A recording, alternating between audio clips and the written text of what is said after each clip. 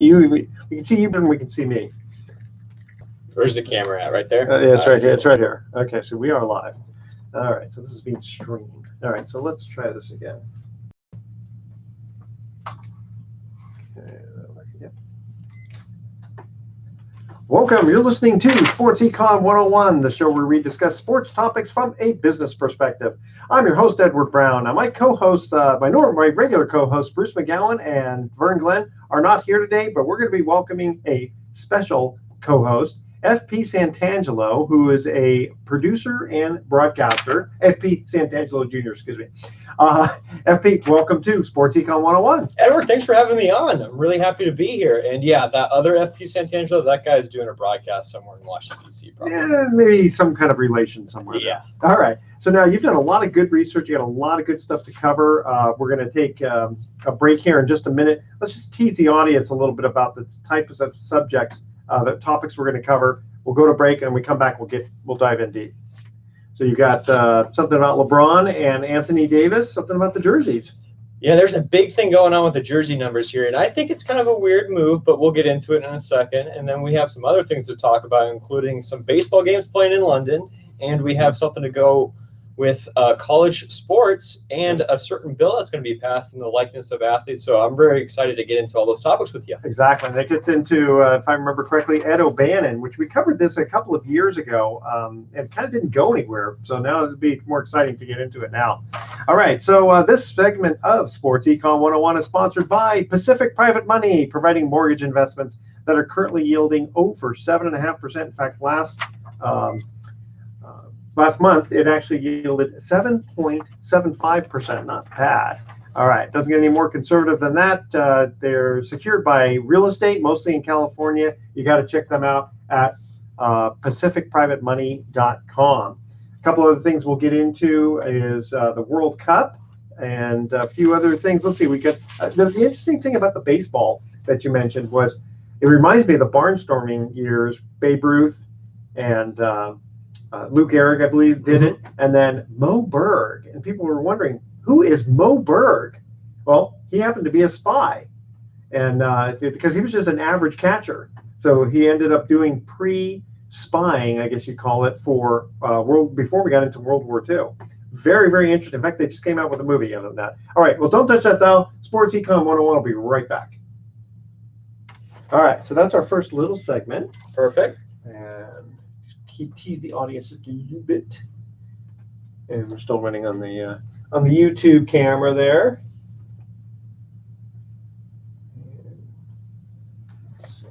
Okay, so that's our first little segment. Okay,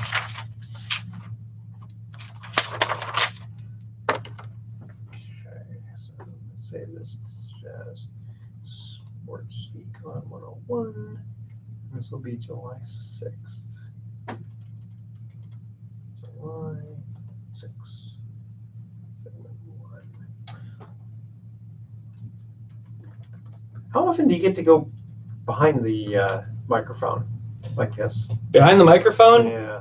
I did so a lot at nighttime because Okay. I had specific segments with me involved, and I would just hop on and help a host out through a segment. Gotcha. With Gary and Larry, it's hard to get a word with those guys. I can imagine. And 3 is about the most. Like today we did the business show. We had 4 people on, and we're just you have to kind of take turns, as they say. Mm-hmm. All right, we're gonna try this again, or not try it again, but let's go to segment 2. Ready? Mm-hmm. All right. By the way, okay. Here we go. Oh, by the way, when I ask the sports trivia question, if you know the answer, don't say anything because we want the audience to try to guess it. Oh yeah, when we come back. I'm gonna sit out. Trust me. I won't be like, oh, I know that one. It's. I had that one time for a guy. I forgot to mention it to him, and he just kind of blurted it out. I go, "Well, there's one question down." I didn't invent something else. All right, here we go. Welcome back to Sports Econ 101. Again, I'm Edward Brown, your host, along with our special co-host, FP Santangelo Jr. So, FP, let's first talk about the LeBron James. Apparently, he's giving Anthony Davis his number 23? Yeah, so he's giving Anthony Davis his number 23 jersey. So Anthony Davis, if you are out of the loop, got traded from the New Orleans Pelicans over to the Lakers. And Anthony Davis has worn his jerseys for 7 years in his NBA career. So I don't know if this is a move of, hey, Anthony Davis, I'm a good teammate. I want you to come over here. I'm going to give you your jersey, and I'll go back to my number 6 that I had back in Miami. And LeBron James, of course, wore his number 6, and everybody actually speculates, and they get into big debates. Well, is number 23 the best LeBron James, or is number 6 the best LeBron James? So we're going to get to see that, it looks like. But I wanted to ask you, Edward, from a business standpoint in jersey sales, how do you think this really impacts a jersey sale from a fan standpoint? Because if I'm a fan and I just bought a LeBron James jersey, it's number 23, and now I got to go out next year and get a number 23 Anthony Davis jersey and a number 6 jersey now with a LeBron James on the back of it. It's like, I don't know what's going on. You know, I don't think that. I mean, if I'm a LeBron fan, I'm not going to go out, especially if he stays with the Lakers. I'm not going to go out and buy another number 6. I mean, I remember Kobe Bryant had 24 and he also had 8. I guess some people did. I guess it depends on how many years left, but I'm thinking LeBron's got maybe 2 years left. It depends. I don't think he's going to be. I don't think the sales on that are going to go. I think maybe the sales for Anthony Davis 23, and you as a fan, you're going to only wear one shirt at a time, so it doesn't really matter, right? You're not going to wear both of them. Of course, I'm trying to think of, wasn't it Steph Curry's dad, Dell? He wore a shirt that had half of the Trailblazers and half the Warriors. I think so, right? Or maybe Curry's mom. Somebody did it in the Curry family, but I remember that specifically. Yes, that was kind of fun. In fact, when I got married in 1989 was the Bay Bridge series for baseball, and I had half Giants and half A's. And it was kind of cool, a little novelty on that. But I don't know. I can't imagine the number 6 Lakers LeBron one unless people don't have a shirt to begin with. Well, it's already one of the top-selling jerseys in the NBA because, LeBron James last year made the switch from the Cleveland Cavaliers over to the Lakers. So that was the hottest thing off the press. So now everybody who went and gotten that jersey in Southern California and any LeBron James fan around the world, and now you have to go, okay, well, if I'm a real LeBron James fan, I got to get the number 6 now. And now, well, what for about me? Do you remember when he went from Cleveland to Miami? A lot of people burned it. Yeah, and they're probably going, I wish I didn't do that. Exactly. So what are you going to do with this jersey? This is the bad year LeBron jersey because they didn't make the playoffs this year with the 23. Well, that's a good point. So there's just a lot of different angles you could go with this. Maybe they'll just the fans will go back to wearing the Cleveland one. Exactly. So I looked into information in regards to the collective bargaining agreement with the National Basketball Association and how jersey sales work with players. Okay. So do players get the money from their jersey sales, or is it equalized and spread out throughout all players in the NBA? And unfortunately, if you go and you read the collective bargaining agreement, it won't say specifically what happens, but the players do get paid no matter what for their jersey sales. Just the specified amount is not really verified. And it actually has to do with salary cap too a little bit and does impact the salary cap. Okay. So what I'm hearing then, it's not necessarily that they don't get 100% of the sale. Oh, absolutely not. Okay. It's going to be, if they do, it's going to be a small chunk. But if they don't, then it's going to be equalized throughout. All players will get some sort of money from a money pool that's garnered from these sales. To me, that doesn't make sense. If I'm, low man on the totem pole who hardly plays, let's say I'm trying to think. Let's say on the Warriors, Damian Jones, who was hurt part of the year. You're telling me that he's going to benefit when LeBron James sells a jersey? Well, if you have a strong union, they're all trying to look out for each other. So I can imagine something like that could happen, and maybe the likeness, which we'll get to with a little bit with the colleges a little bit later. So I think that's kind of all thrown in with the pool because you have the NBA 2K whatever.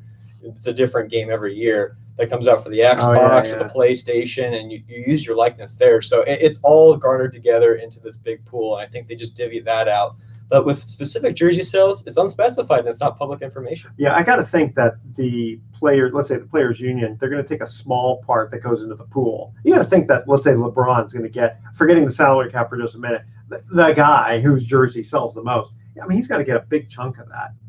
I would think so. Yeah, I would hope so because surprised. You're putting the whole NBA on your back if that's the case, and then you'd be like, "Oh, that's not fair. I have these jersey sales here." I know the teams though get more of a percentage for a Lakers jersey sold than the rest of the NBA. Okay, I mean, and that's fair. Mm-hmm. Yeah, I mean that totally makes sense.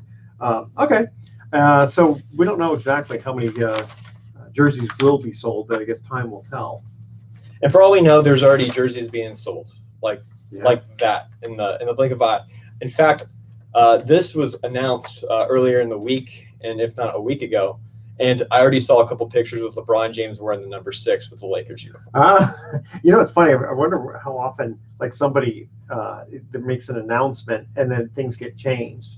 And it's like, wait a minute, I already bought the shirt.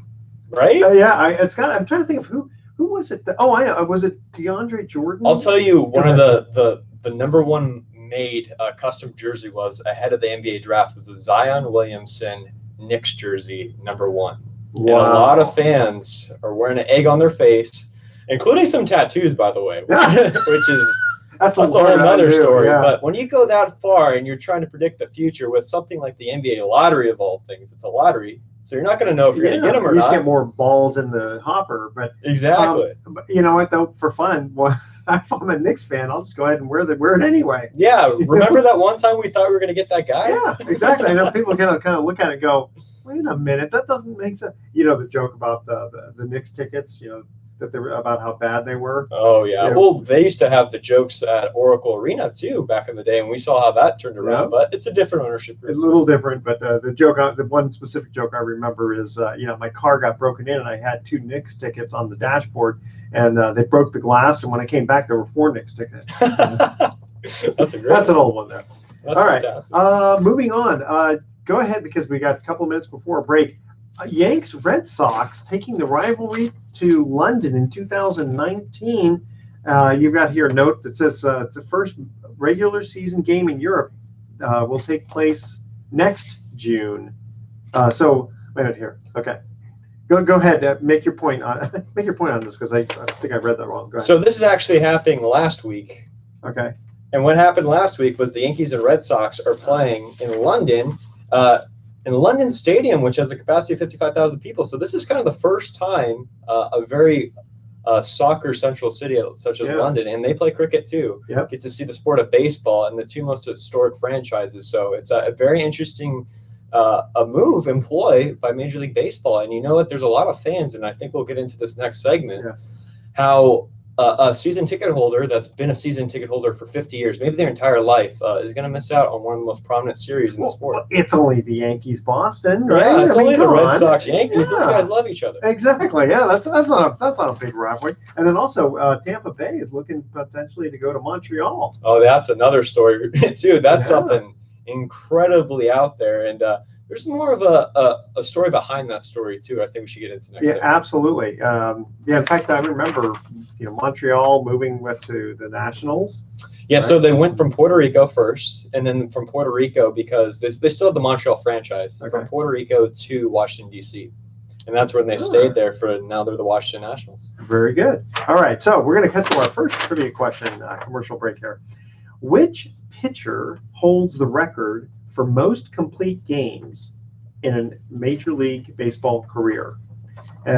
Email edward@sportsecon101.com. So if you know the answer to this question. FP, don't say the answer yet, but do you think you know? Which pitcher holds the record for most complete games in an MLB career? I think I do. You think you do? Okay, that'll be good. Well, you come from a baseball family, so we'll see if we'll see if you know the answer to that question. All right, stay with us. You're listening to Sports Econ 101. We're gonna be right back. All right. Do you mind if I look up the average season ticket? Oh, please. Yeah, go ahead. We got some time. I mean, see, right now we're not on air, so I'll just save this file. See, it's a little different when you do it live. You guys do it live, right? Yeah. So you have callers calling in, and that definitely takes time. Yeah. Here, unless we set up a caller to call in. Yeah. It's recorded. Price for Red Sox, Yankees in London. So technically, this will have already happened, basically, because this is happening this weekend. Okay. And then sometimes we say, we're recording the show before, so by the time such and such. Okay. It's perfectly fine. I didn't know you wanted to play it, so it's already happened last weekend.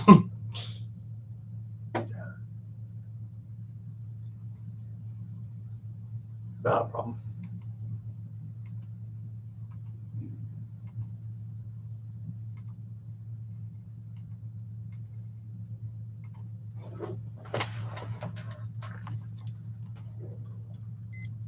Okay.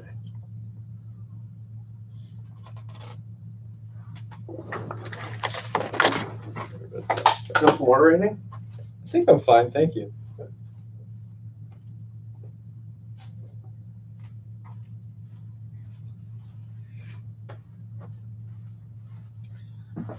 Let's see. I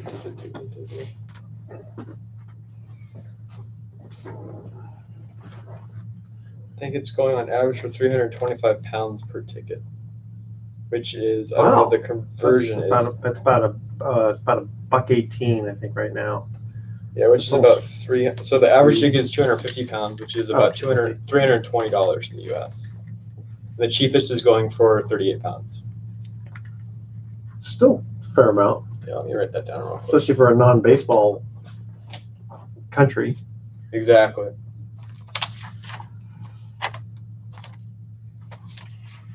Okay, you mentioned that. Yeah. And then. By the way, typically I'll have all this stuff already done. It's just been a crazy. No, it's okay. Listen, you know what? On the fly, it's great.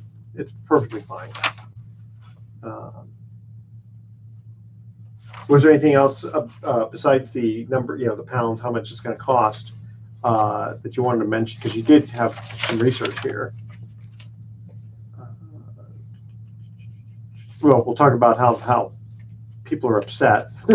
Yeah, and it looks like there's some people that are upset too in London who are making fun of baseball too. So I'm reading this USA Today. How dare they do that? I know. That's America's game. I know, that's why they're making fun of it. I guess they're playing in a cricket stadium. That's why. But yeah, I'd love to know the average ticket prices real quick. Yeah, I don't have the internet on my laptop. Here, I'll give it to you. It's under the EQSR, and I'll give you the code here. You'll see EQSR. Oh yeah, I see it. Okay, and let's see what it is.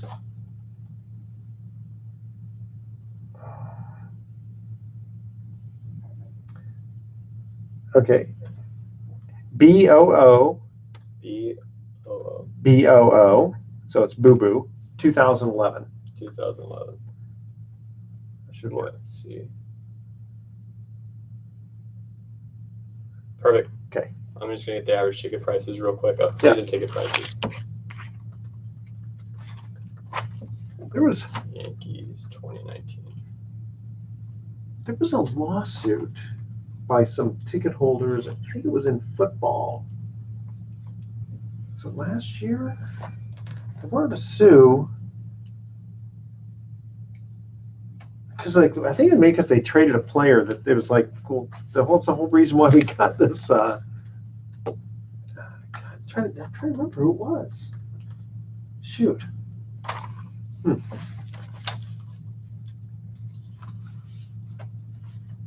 And what we can do is continue on with baseball with your astrophysicist. Oh yeah, Dr. Meredith Wills. Yeah. We always like to give credit where credit's due. Oh yeah, she was a fantastic and a sweetheart too. I met her at the stadium the other day. Okay. Cool. Ready? Yep. All right. And away we go. Welcome back to Sports Econ 101. Edward Brown here along with FP Santangelo Jr. That's a mouthful. Okay, question number one was, what pitcher holds the record for most complete games in an MLB career? Oh, you want me to guess? Now you can guess. Well, I'm going to say Nolan Ryan. No. Ooh. You got to go back in time for this Sandy one. Koufax. You have to go back. Even farther than that? Even further. I was going to say Cy Young. Yes, that's right. Cy Young. 749 complete games over the course of his 22-year career. It's funny. People talk about, unbreakable records. I think that one and 511 wins. I mean, think about it. You'd have to a 20-game winner now is almost unheard of, right? 25 is almost really for sure. You have to do that for 20 straight years. Yeah, that will never happen again, especially with bullpenning now. That's it. And specialized pitchers and all that. But 749 complete games. I mean, a lot of times these guys would pitch a doubleheader. They pitch a doubleheader. They throw 200 pitches. It was insane. I think I saw a stat on the college baseball World Series broadcast. So they had an old University of Michigan pitcher there who pitched a doubleheader the same day, threw somewhere between 300 and 350 pitches, and they showed his face, and he looked disgusted at these pitchers today. Pitcher like, oh, you're only out after 90 pitches? You gotta be kidding me. Yeah, but the thing is, I mean, how kids. was his arm the next couple of days? I don't think I didn't actually see his arm, so it might have fallen off. Yeah, that's right. I heard some weird statistic in Japan, not statistic, but it's like there was some game went on for like 28 innings or something, and the guy pitched like 900 pitches. Wow. And he kept him in the whole time. Yeah, it's really crazy. Over in Japan, typically a high school team here in the U.S. will have 3 or 4 starters on a high school team, maybe 3. Yeah. They only have 1 or 2, and they send out the same guy or same 2 guys for every single series, and that's it in high school. And they actually only believe in 1 or 2 starting pitchers, and you better pitch the entire game too. So it's a very, very limited roster. How many games do they play? About the same, or? I think they play more games than a high school See, team. that's the thing is, I don't know. I look at that and I say, these kids at 17, 18 years old, I mean, their arms are not mature enough. And so you get, to get these pitchers now from Japan who can pitch in the major leagues is kind of a rarity, because I'll bet I'd like to see the statistic of how many of these guys throw out their arm.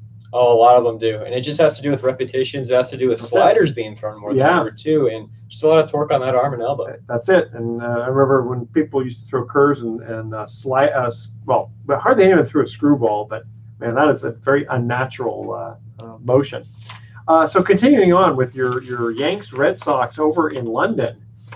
Go ahead. You wanted to mention about how much are the ticket prices? So the average ticket price is 250 pounds in U.S. dollars and freedom dollars, as we like to say sometimes. $320. So $320 rather is the average ticket price, and they go as low as 30 pounds. So I'd imagine that would be around $50. That's still pretty expensive, especially for 55,000. Well, assuming that they're going to pack it out. Exactly, and if you look at the ticket sales and how they were having trouble selling these tickets because nobody really knew what baseball was. And the cricket is such a beloved sport over there in the UK and in England that they're like, baseball? Okay, well, this is kind of the American version of cricket. We don't really know what it's about. We don't know the rules. They understand football, and that's a little bit like rugby. I mean, sort of. That's true, but the NFL did a really, really great job of really implementing the game over there, and have had many different games over there to really expand the sport. And they have a lot of broadcasts too that come from the U.S. Not so much baseball, though. UK baseball accounts are always searching online and maybe illegally streaming these games so that way they can get their baseball fixed. But a lot of people don't know the sport. So Robert Manfred and Major League Baseball were having trouble selling these tickets. I don't know if these are the reported prices, but they might have fallen during game time. Yeah, I would imagine that they did. And it's funny, I've never seen a cricket match. I know they can go on for days, but is it would people from London look at baseball as like, this is boring because it's just too much people standing around? Yeah, so I'm really out kicking my coverage here, so I don't really know with cricket. But I know that the fanfare is really huge in cricket, and I've watched a lot of videos online about how they really get into it with costumes and the day drinking. It's an all-day event. Well, speaking of the drinking, this is what I had heard, that, Foster's, the huge cans of Foster's, the reason that those cans, this is the story I heard, whether it's true or not, I don't know, but it makes for a good story. Apparently, the reason those cans are so large is the rule was you could bring a 6-pack with you, but they didn't mention how big the 6-pack had to be. So, interesting. So people would bring 6-pack of Foster's and they'd be set for the day. That's a great way to get around things. That's it. Okay. Anything else you want to mention? Oh, you mentioned also about how there's a lot of fans who were kind of upset. Yeah, so if you don't know and aren't familiar with East Coast sports, especially in baseball, it's religion over there, especially up in the Northeast. And you have to wait almost an entire lifetime to get a bid to maybe buy these season tickets for a particular season. And then once you do buy it and you are in it, you keep on continuing to buy it. But how many season ticket holders, or how many season tickets do they sell? So they sell more, those two franchises, more than anybody in Major League Baseball. I don't have the exact numbers, but I do have the pricing range that typically is. And I'm looking here for about a mid-level seat. It's $3,000 a year. If you want to go all out for the Yankees, and this is the Yankees stats right here, $21,000 a year if you want to get the prime tickets right by home plate. That's pretty much your 81 games. Exactly, for 81 games. And if you look at the Boston Red Sox seating plan, There, for the most expensive, is $6,000. And it goes all the way down, and their cheapest season tickets are $2,758. So if I'm a fan and I'm paying all this money to watch my favorite team possibly beat my most hated team, yeah, exactly. I don't want them to go to London. I want them to be here in my market, and I want to see them play. I want to see Aaron Judge, and I want to see him facing Chris Sale. And if I'm not going to be able to get that, well, then I'm going to be a little upset, especially if I'm paying all this money. So originally when this was announced, I think it was announced earlier this offseason, there's some outcry. I mean, the radio stations out there in the Northeast were like, you got to be kidding me, Robert Manfred. No one's going to play baseball over there in the UK. What are you trying to do, expand this game? Yeah. Why don't you go to Japan, which they did earlier in this year with the Mariners and A's? Why don't you go to Taiwan? Why don't you go to South Korea? They love baseball there. Venezuela, Puerto Rico. Well, they're trying to introduce it. Right? Exactly. And the city, too. I believe that was the Astros and the Reds. Yeah. I could be wrong. I know the Astros were there for sure. Yeah. But they're initiative where they're spreading a compete with the NBA, and they're trying to compete with the NFL. And I don't know if they're going the right way about it, because I think that the way the NFL implemented it was really good. They brought two really no-name teams that two markets were going to be too unhappy about. They brought them to the UK, and they played a football game there. And, they gradually grew interest until you had two big market teams there. Like, well, we've been going every year. This is awesome. I'm starting to watch it. And then now you're not angering the fans back at home either. Yeah, who was it? Was it Tennessee and Jacksonville or something like that? I'm trying to remember which teams. Yes, played. Last year it was. Last year, yeah. Yes. Yeah, it's actually smart. I'll bet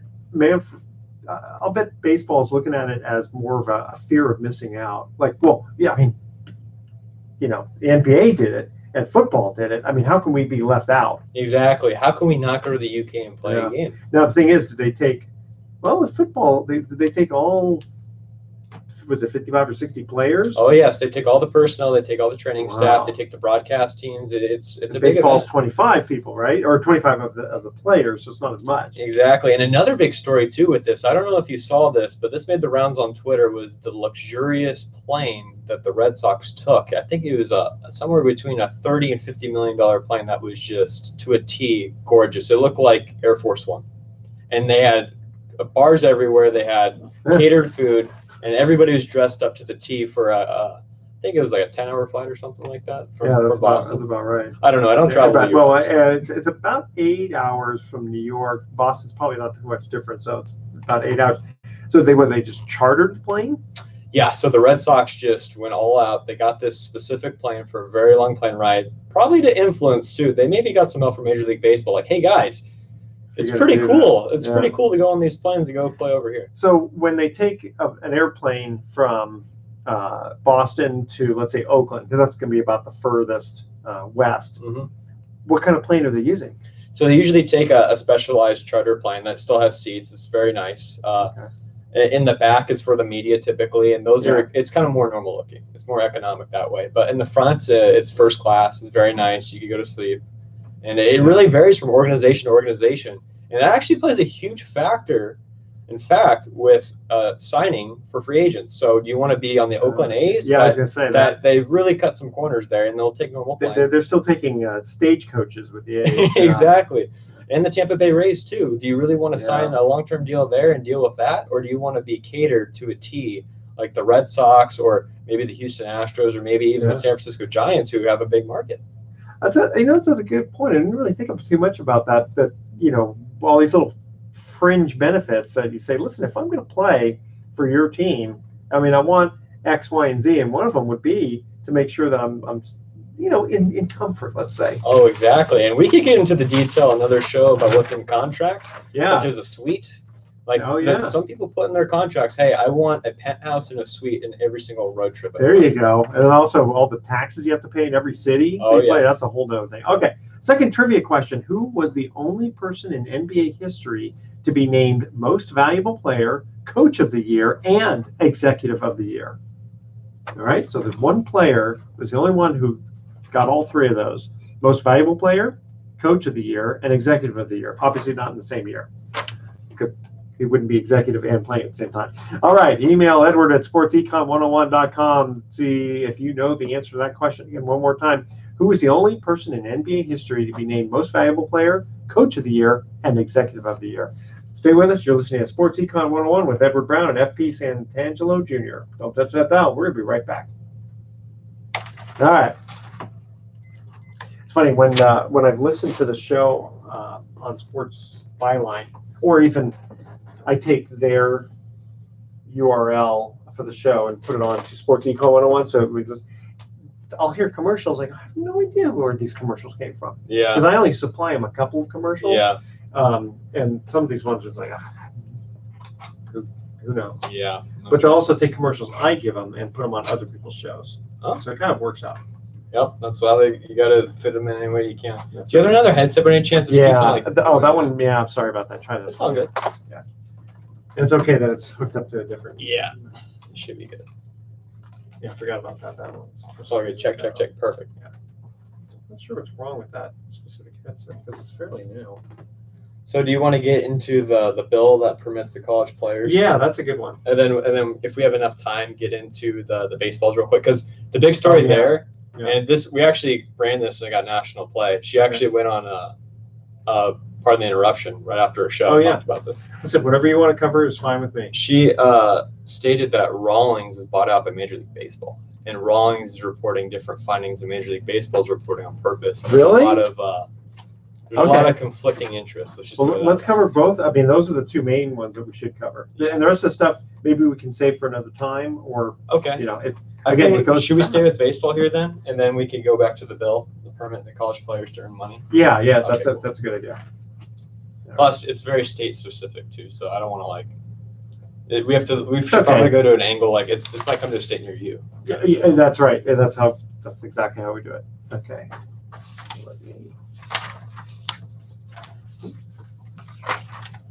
Away we go.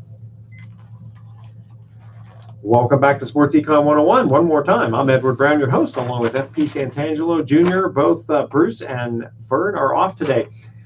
Second trivia question: who was the only person in NBA history to be named Most Valuable Player, Coach of the Year, and Executive of the Year? I'm looking at you like a deer in headlights because I have no idea. Okay, Larry Bird. Oh, interesting. Yeah. Yep. He did it all. Okay, let's go right back into baseball because you've got some good stuff you want to talk about. Yeah, so there's this article circulating around the baseball circle, and it's very interesting because this really impacts all sports, and it's going to make you think differently about every single sport. So there's this article circulating in The Athletic called "Yes, the Baseball is Different." Again, an astrophysicist examines this year's baseball and breaks down the changes. It's by Dr. Meredith Wills.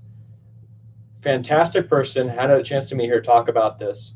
And basically in this long dissertation, this long research page, it says that the baseballs are juice. Yes, finally. In the face of Major League Baseball, hey, Robert Manfred, you said the baseballs weren't juiced. We didn't know what was going on. This is how they're juiced. Okay. And basically, if you're not a baseball savant, we'll just break it down really quick. The ball is rounder than ever because of the laces and the smoothness of the leather. So basically it cuts through the air like a bullet. And it'll keep on carrying and carrying and carrying. And that's why sometimes you'll be at the yard or maybe you'll watch on TV and it'll look like a fly ball and it's out. And you're like, oh my goodness, are these guys really just this strong, or is it baseball? Well, for the first time, the deviation between the 2019 baseball and the 2018 baseball is very significant. It's very different. Now, would you actually say that they're, quote, juiced, or they're just being made a little different, or is that just a matter of semantics? You know what I mean? So it goes in depth in this article by Dr. Meredith Wills, and please check it out on The Athletic. And it goes into the processes of how the baseballs are made and what could have happened and how this probably happened. Okay. So they have processes, very, very, very stringent processes of how baseballs are made. So that way the variation isn't too dissimilar. Sure. And it goes in depth in this article too, like back in the 80s, baseballs were different. You would have a dead baseball, then you'd have a live one because they were just made differently. And maybe somebody just placed the little cork center just a little off to the right. Wow. Or purposely, or no, just a manufactured process. And not like deflate gate. No, nothing like that. But what's interesting is the baseballs are being more consistently made more than ever. So there's not any variance. There's no dead ball. There's no live ball.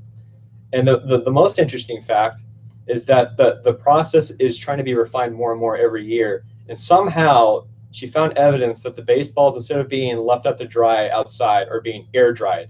really fast. So the hot air is being influenced on these baseballs. So the seams actually sink into the baseball. They don't protrude or pop out like you're used to. Oh, gotcha. So if you're a kid that ever played baseball and you could grab the seam to throw it, you're like, okay, you know, I got something to grip on and throw. Well, these are actually inside the baseball, and they've actually shown that there's a huge negative correlation between that and grip, and why there's a lot of blisters too. I was just going to say that it's not just the fact that the seams being into the baseball would trajectory, you know, make them go out faster, but also if I'm a pitcher, I can't put as much on the ball. Exactly, and I've talked to a few Major League Baseball pitchers too, and they say it's like throwing a cue ball. Oh no! So it's really hard to get a good spin on it. You see more spin rate because once you get the ball going, it can really get going, and you'll see guys throw a lot harder too. So the velocity is going to be up naturally, but that nasty stuff you probably saw in the 90s and the 80s, like the devastating 12-6 curveballs. Yeah, exactly. You're just not going to see those as often. It's really a lot harder to get those going. Now, if they're throwing it harder in theory, then if you can hit the ball well, it'll go out faster too. Exactly. So they're throwing it harder. Yeah. The material of the baseball is a lot better, and then on top of that, it can cut through the air a lot faster. So throw a Super Bowl. Exactly. That'll make it easier. They're calling it the rabbit balls now. Ah, because it really just jumps off the bat. Boy, can you imagine? No wonder also then these poor fans that are getting hit in the exactly. So this is where it's very interesting because they want to put up netting now on all these different. The Washington Nationals are doing it. The White Sox are doing it. The Dodgers are doing it all the way down the left field line. Yeah. And if you've ever been to a game, don't worry that you can't really see the netting whatsoever. It doesn't really affect your view. Yeah, it's very nice now, the technology. It's funny that you mentioned that because I was on a cruise ship not too long ago, and many years ago, I remember one of the problems was these silly seagulls would ruin your time at sitting at the pool because they were just always looking for food. So this last couple of cruises I went on, I couldn't even notice the fact that they had like these fishing line going from the top all the way. Yeah, and it was really well done now. Oh, it's incredible. And I look at it and go, I don't know where I'm not seeing any seagulls. Because they look at it and they go, yeah, I'm going to get trapped in there if I try to go in between these little lines. So this is obviously a little bit thicker than that, I got to think. But you'd be really surprised how thin it is now. It really is almost that thin. But there's a correlation there between fans getting hurt and these super baseballs, which is very interesting. Yeah.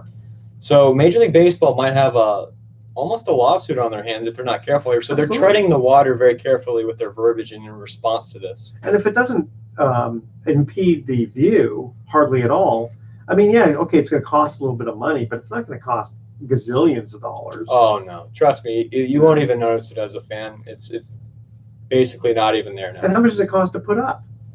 I don't know those numbers, but I would imagine they $50,000, which is maybe. Nothing. Yeah, I mean, I can't imagine it'd be that much. It's chump change. Yeah, I don't know the exact dollar amount. You know, you put it on left field, put it in right field. Yeah, you get it done. So I teased earlier. Okay, if you're a sports fan, you're going to listen to this, and this is very, very interesting. So Rawlings makes these baseballs, and it just so happens that Major League Baseball very secretly bought out the company Rawlings. So it's called vertical integration. Yes, vertical integration. There you go for your sports econ 101 people, or just your regular econ 101. That's right. So vertical integration, and they're in charge of the process of making baseball, but they have some very conflicting statements. I don't know if this is a little bit of smoke and mirrors kind of a thing going on here between Robert Manfred and Major League Baseball and Rawlings, like, hey, you're going to take the bullet for us here, or we're going to act like we're doing the right thing and Rawlings isn't, or back and forth. So ever since they took over Rawlings last year, these baseballs are super juiced. Not only are they juiced, they're super juiced. And the process is, as Robert Manfred came out and said, as nothing significant has changed in the process. Nothing significant. It's very vague wording. Yeah, this is wording that you'd hear a CEO of Apple come out and say about product not. Or a lawyer. Yeah, exactly. How do you define significant? Exactly. Okay. So for all we know, the air drying process is very minuscule step. Okay. But they know what they're doing. Robert, just be honest. Chicks dig the long ball, right? Isn't that what it's really all about? Exactly. Get the fans excited about. Listen, I can actually remember in 1967 when Yastrzemski hit 303, or maybe it was 68. He hit 303. He was the only major player to get enough bats in to hit over 300. And it was because everyone determined that the mound was much too high, and so pitchers their ERAs were ridiculously low. But for a fan, it wasn't exciting baseball. Seeing 1-0, but not not a no-hitter. You might get a hit here and there. It just wasn't that exciting. Yeah, it's not exciting, but you think offense would be exciting. Well, this game has turned very two-dimensional, as a lot of other sports are too now, including basketball and the NFL. It's all about the three-point shot. It's all about the long ball now, the long catch and pass, I should say, in football. But now baseball, it's, okay, I'm going to strike out or hit a home run. And it's really turned off fans for the game because it's just it's a two-dimensional game. And the NBA is trying to do everything they can to make sure this doesn't happen because they're seeing what baseball is doing wrong. I have this question for you, Edward. Yes. You have to imagine that the NBA and the NFL, too, have an invisible hand in the way that their basketballs or footballs are made to enhance the offense. Wow. Like basketball being a little smaller, so it fits into the hoop a little better? Yeah, or maybe the rims make it just a little bit bigger. Which, by the way, if you want to go into a rabbit hole online, there's some really compelling evidence that in certain arenas they have bigger rims than others. Now, in theory, that'll help both sides, right? Because in theory, yes. In theory, yes. But if I'm let's see, if I'm Steph Curry and I'm used to a specific way of how a hoop is, and I go to these bigger hoops or I go to a smaller hoop, even smaller is gonna be harder, sure. What if I'm a defensive-oriented team and I change out the hoop? And I know it's going to be smaller, and I know that a three-point shooting team like the Golden State Warriors really has to buckle down and try to hit it. These are the little games inside the games that people don't really notice. That's a really good point, because if you have a smaller rim, I mean, if you're going to be right there in the paint, it's not going to make as much of a difference. Exactly. Boy, has anyone actually measured the different rims? Well, they've tried to online, which is all you need to know. Online, it's a big conspiracy theory. So I don't think nobody would let you in the NBA actually go measure those rims if you were to do it yourself, because you'd have to have on-floor access before a game, all that different stuff. Getting to the NFL, though, too, what if they wanted more passing, more offense in the game, which they do. We know this because they're protecting the quarterback. You got that in the pass interference rule. Yeah. What if they doctored up the football to make it just a little bit more smoother with the leather like baseball did, and it could cut through the air a little bit better? Be a little harder for the quarterback to throw, and be a little harder for the receiver to catch, though, wouldn't it? Exactly, but they can really mess with the technology and put out a prototype out there. And in fact, in this article, too, by Dr. Meredith Willis, she talks about how Rawlings is coming out with a prototype baseball for next spring training that is tactable, which means you could grip it without putting Mississippi mud on it, which is the first time that will ever happen in Major League Baseball. And if you know about the deep history of that. Yeah, see, that's the thing, is baseball, although the game, quote, hasn't changed that much in 100+ years, it has. In some respects it has. I mean, if I'm not mistaken, at one point, up to even 9 balls made a walk. I mean, it was just ridiculous. So, they talk about the dead ball era, in the early 1900s. They used the same ball for 15 different, sometimes they use the same ball for 2 different games. Yeah, exactly. It's ridiculous. So it's hard to compare the statistics per se. You can still, I think, fairly compare wins and losses, because your team has the same advantage or disadvantage. So that's not it. To me, it's more a matter of maybe the ERA specifically, or your batting. And so but I'm trying to remember when it got a little bit more specific, where it was all the same. It wasn't the dead ball. I'm trying to remember when it ended, 1918 or something like that. I think the dead ball era really ended in the 70s when they really changed the baseballs to Rawlings. In the 1970s? Yeah, I think it went from Spalding to Rawlings. Well, I'm actually thinking about what they technically call the dead ball. I mean, I'm talking about back to Mordecai Brown, three-finger Brown in the 1918 or 12. Well, I mean, there's a specific era they call dead ball era, and it ended in maybe 1918, whatever. Yeah. But yeah, no, definitely in the 80s they talked about it being juice, but then you also had steroids, which also helped too. That linked into the 90s. Yep. Okay. All right, we're going to go to our third and final trivia question here. This is kind of an interesting, fun one, and I think it's one either you know or you don't know. So if I stump you, don't be embarrassed on this one. Which major league player retired with the same number of home runs as his father. So basically, both father and son ended their careers with exactly the same number of home runs. I don't think they purposely did it, but it just is a coinkydink, as they say. All right, and when we come back, if you don't know the answer, first I will give you the number of home runs, and then I'll just keep giving you hints until you get it. All right. Email Edward at sportsecon101.com. The answer to this question: what Major League Baseball player retired with the same number of home runs as his father? Stay with us, Sports Econ 101. We'll be right back with some closing comments. It goes fast. It does. This is a very good show. You did a very, very good job with getting this information and on the air stuff. You know, some guys can do one, not the other. Doing great. Thank you. Yeah, I just have a passion for it, so it it comes is naturally. Yeah.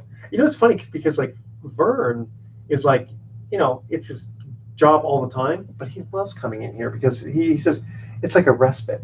Yeah. Because he's not like having to be in front of the camera per se. And he can just kind of let's talk whole sports. Yeah.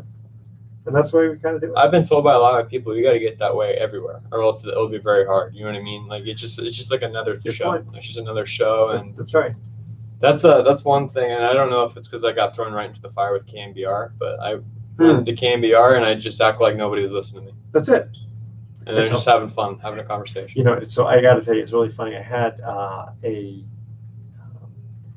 a guy who was a private investigator. And I had him once on the sports show and once on the business show. And for the business show, I just was teasing him a little bit because he was just getting so like, I mean, literally every day for almost 4 days before doing this. Okay, Edward, do I have to wear anything specific? And how many topics do I have to go? I mean, it's just like, finally. I said, Gene, listen, there's only going to be millions of people listening. Don't worry about it. I had to just kind of, you know, exactly. It's just for fun. No, trust me, that's the old broadcaster trick. I talked to Sean Estes, the pitcher for that. So I noticed the other night, Kuiper does this to a lot of people. He'll during Sean Estes' first broadcast when he was being the color guy, it was in Cincinnati. He just was like, "Hey, read this on air." He gave him like this really hard ad read, and he's like just trying to get through it. And he's like, just basically just put him on the spot. That's how you learn, and then you realize like, oh, if I can do it on the spot, I can do anything. Yeah. You know what I mean? Yeah. And it's funny because one time I just for the San Rafael Pacifics here, I tried to do, you know, I tried to do the Mike Krukow, right? Which is a lot harder than you think. Oh, yeah. I could do the Dwayne Kuiper. I could do the play-by-play because it's happening right there, and you just basically I can explain it. But to just kind of add in all these extra, oh, by the way, blah blah blah. I mean, you have to really know the game. Yeah. And the thing is, I knew the game, but here's the problem.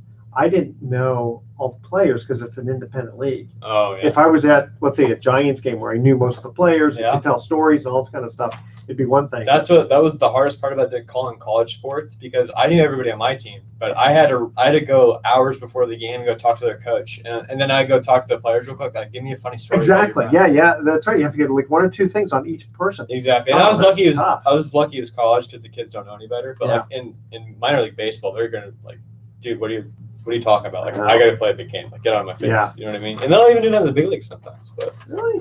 Yeah. You have to have a reputation to get that kind of respect. You know what I mean? To start getting that kind of info. Yeah. It's hard. Well, it's funny because Bruce and Vern, they've got because they've been in for many years. Yeah. And they've had all these kind of fun stories, like Whitey Herzog coming in a towel wrapped around, or actually he just opened up the towel and he's sitting there naked. Yep.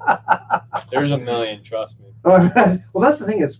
Did your dad bring you to a bunch of, like the locker room? I grew up in the locker room. Yeah, I was going to say that. I was there every single day. I got taught all the cuss words. I learned all the Spanish cuss words. I had Pedro Martinez telling me to go call my dad at this in Spanish. And he's like, where'd you learn that from? And I just go like, yeah. I'll be like, okay. How old were you? Oh, man. So my dad stopped playing when I was 9 years old. So literally from when I was born till 9 years old, I was in a big league locker room. Gotcha. So, yeah, all those guys are like my uncles, and like I really know the fun. culture of baseball that way. So. Yeah. Okay, so Pedro was just messing with you and your dad. Then. Oh, exactly. Trust me. Yeah. They didn't play together, did they? In 1995, they did. Yeah. and with the Expos. Oh, okay. Yeah, Vladimir Guerrero, That's right, yeah. Pedro Martinez, Yeah. all those guys. I Yeah. love Vlad. He was a great guy. Yeah. Okay. So yeah, we only have like 2.5 minutes left on this bad boy. Awesome. Yeah, we'll just wrap it up. Yeah. Okay. Here we go. Welcome back to Sports Econ 101. Last time for today, I'm Edward Brown, your host, along with FP Santangelo Jr., filling in for two guys. Vern and Bruce doing an excellent job. Thank you very much. Thanks again for doing all this great research. Good stuff. Thank you for having me. Oh, it's been my pleasure. We're definitely going to be having you on a lot. Okay, here we go. What Major League Baseball player retired with the same number of home runs as his father? Not me, because I've never played Major League Baseball, and my dad did. Okay. So I'm going to say not me. Okay, not you. That's the right answer, not me. Yeah, no. Okay, I don't know if this will help you. 319 home runs. Ooh, Still pretty tough. Prince fielder and substitute fielder. Yes. Very good. We'll give you credit for that. You got it on the second guess. First guess was not me. Second guess was that. I like that. That's pretty good. I mean, trying to think of how many. Okay, you got Barry and Bobby Bonds, but they obviously hit a lot more. Different, yeah. Ken Griffey Jr. obviously hit a little more than 319 home runs. I think Fernando Tatis Jr. is going to hit a little bit more than his dad. Yeah, that's right. Yeah. That's right. Yeah, so you have to go back in time and go, okay, how many fathers and sons played? And then we'll see about Vladimir Guerrero Jr. Yeah. And Vladimir Guerrero. That's right. How many did Dad have?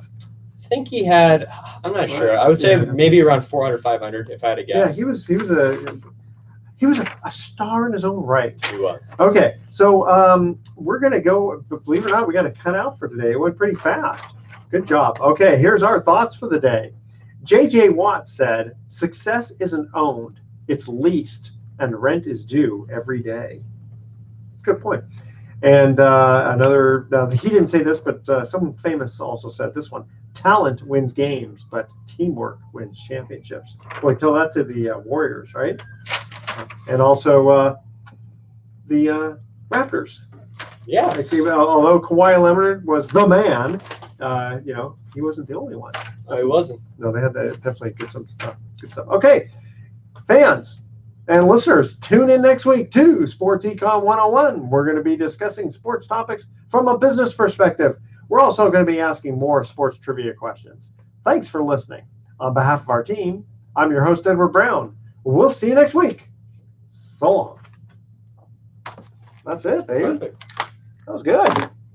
Good stuff. Yeah, I didn't even get to all the good stuff my daughter Butch came up with. We can save that for another time. That's the best part. Save content for tomorrow's show. It is. Yep. It happens a little too much with us on our show, but that's what happens when you got Gary, who's just a great personality. Yeah. You can just rock especially with if you're doing, they're doing it every day. Yeah. And for us, it's once a week. Well, I'm glad you had a good time. And yeah, it was awesome. Yeah, absolutely. So we can figure out how often you want to come on. As often as you want. Just let me know. I'll be available whenever, every single week. Excluding some really, really big series that I got to be there or go get a guest, because my whole thing is I don't like to call people. If I know the broadcaster for the Reds is in town, and I'm gonna go up to go see Tom Brenneman or something like that, I'm gonna approach him and ask him. Okay. That's I really take pride in that, because any other producer can just call you. You know what I mean? Yeah. Gotcha. But besides that, most of the time though, I'm free. So. All right. And then again, if you figure out if there's a couple of sponsors you want to try to get on board or something, I'll start asking for sure. Do you know Baseballism? They're looking for sponsors. They're a brand new baseball only specific store, and I don't want to handicap you to one sport though. No, it's okay. It's right across the street from AT&T Park. They've been They've been looking for people to promote their store. So I might go over there. Yeah, and just and they can it could maybe just give us some certificates to throw on there, and then. They got some sweet baseball gear too. Okay, so no, T-shirts, would definitely love that, something like that. Yeah. Because again, it's if they give away, let's say, 10 certificates at $50 a piece, most people are not just going to buy something for $50. Yeah. They'll buy something for 150 or $2 or whatever. Yeah. That's how it works. And then they'll get their name, out. I don't know how many people in California listen to us, but supposedly 200,000 nationwide. Yeah. Baseballism is they have a store out front of Fenway. They have a store out front of every, Kansas City Royals. They're trying to make one every single stadium. Okay, if you can approach them, that'd be great. Yeah. All right. They're awesome. Very good. Cool. So we're going to cut out here for today. It's funny. I've got in order to put this on the television station, I've got to go 56 minutes or a little longer, and we're at a minute before. So I'm going to let this thing run for another minute or so. Cool. And we'll save some of the stuff for next time. Yeah, I think that the California bill, Yeah. that will keep on gaining momentum because a lot more Exactly. athletes are sounding off on it. Richard Sherman was the first one to, but a lot of California athletes that went to like USC or UCLA or Ed O'Bannon, Stanford. UCLA basketball had basically done that. Exactly. It didn't go anywhere, but it's a little frustrating for him. Yeah, I think if there's any way you can pay these kids even like $20 for their likeness, it's like that's a meal. That's a big deal. Yeah, yeah. So as long as and it's again, it shouldn't destroy them for like Olympics or anything like that because they're not getting paid for their, for their sport per se. I mean, what if they're a model on TV? What's the difference? Right? Well, you can actually get in trouble now for that. You can't do anything with like you sign in a release as a Division I athlete, and I'm not going to make money doing anything else. Like anything else, not even mowing lawns for my neighbor. You have to do something. It has to be approved by the NCAA. Oh, like you got to send it through the system. Because if like I'm like an acting all of a sudden, yeah, and I'm getting money for acting, it's like okay, well none of your other teammates are, and like how are you doing this? And they'll run it back. I'm better than my other teammates. I remember Right. when we were in this play, just a local play over here. There was a guy there were two people who were they were professional SAG people, and they had to change their name for our show. Oh really? Play, yeah. I mean, just because again, they didn't want to get in trouble with SAG and all that. Yeah. All right, well, we're going to cut out for today. So goodbye to the camera. And see you, camera. We are off. All right, so I'm going to throw this up.